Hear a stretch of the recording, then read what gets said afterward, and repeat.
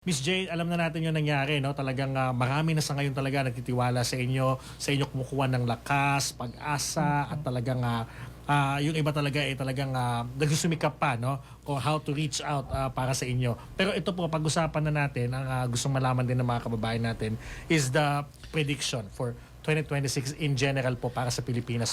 Okay. So, this 2026 na pumasok, kailangan natin maghanda kasi ito ay super fast shock po ito, no? So, kailangan may control tayo sa sarili kasi this is a combination of fire and horse.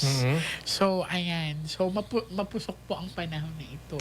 So, paghahandaan din po natin ang pag-iingat sa fire. So, madami ang sunod-sunod na sunog na mangyayari, especially mga bulkang magiging aktibo sa panahong ito.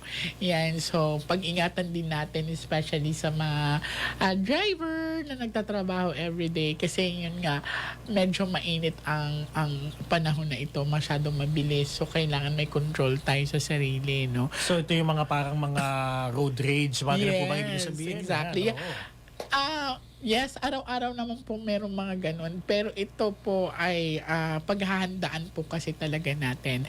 Madami magsasabi na, kaya naman namin pakiramdaman yan, kaya namin makita. Pero ito po ay kakaiba, no? Kasi, uulitin ko po sa inyo, may mga bagay na hindi kaya ipaliwanag. So, sa nakikita ko, kailangan talaga natin ng matinding paghahanda, especially kasi magiging mainit ang panahon ngayon. So, lalo na sa mga magsasaka, mag-ingat po tayo. Kailangan lagi po tayong handa sa panahon ngayon.